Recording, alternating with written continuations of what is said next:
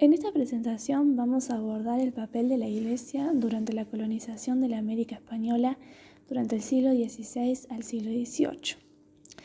La Iglesia durante la conquista y sobre todo en el proceso de colonización del continente americano jugó un papel clave. Su intervención fue respaldada por el Papa, que permitió que los reyes de España tuvieran derechos sobre estas tierras, pero a cambio debían evangelizar a los nativos. Esa obligación se la impuso sobre todo a conquistadores y encomenderos, y se justificaba de esa forma la utilización de los indígenas como mano de obra forzada. A esa alianza entre la Iglesia y el monarca español se la conoce como vínculo de patronato.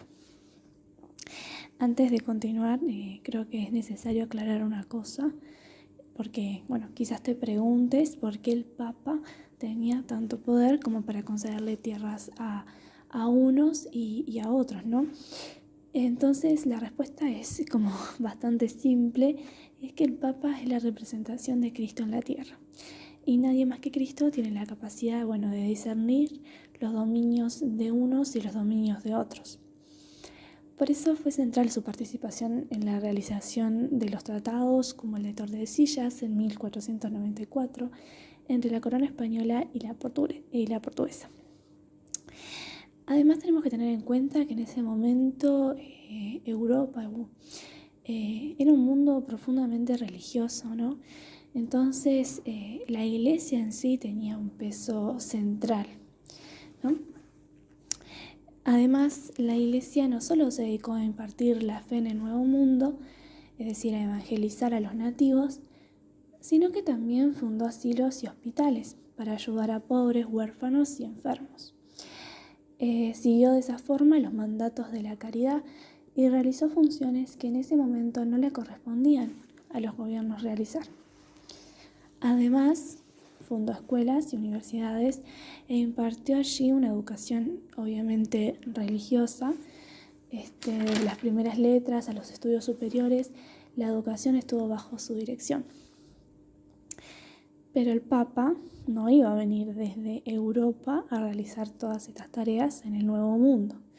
Eso no fue así, sino que envió a frailes, es decir, funcionarios religiosos de distintas órdenes, para que se encargaran de esos menesteres, de esas actividades. Pero, ¿qué son las órdenes religiosas? Son individuos que se agrupan para vivir siguiendo determinados votos o mandatos que estableció su líder. Ese líder usualmente es el fundador de la orden. A América van a venir órdenes católicas.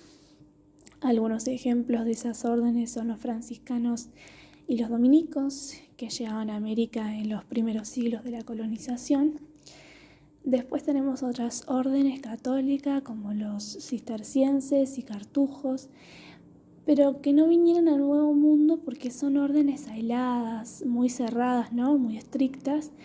Entonces permanecen en sus monasterios, como alejados del resto de la sociedad, sin distracciones, ¿no? Porque allí solo van a estudiar y trabajar y rezar, obviamente. Por esa razón no fueron enviados a América durante la época colonial, ya que requerían funcionarios abiertos que se movieran en el continente predicando la fe. Auténticos misioneros, en pocas palabras. La fundación de misiones fue otra de las misiones de la Iglesia en sí, valga la redundancia, que fue principalmente la orden jesuita la que se encargó de estas misiones. Estos lugares permitían que los nativos vivieran lejos de los españoles en comunidad. Claramente a los encomenderos esto no les agradó y se enfrentaron numerosas veces con los religiosos que les quitaban mano de obra para sus encomiendas. En esas comunidades, las misiones, los nativos eran efectivamente evangelizados, y además estos pueblos fueron también grandes centros de producción ganadera, artesanal o agrícola. El tiempo se organizó en base a esas tareas a lo largo de días, semanas y estaciones. También las misiones eran espacios tolerantes donde los nativos tenían cierta libertad para practicar sus pasatiempos favoritos, que el más destacado de ellos era la música. Por hoy es todo, espero les haya gustado esta presentación. Gracias.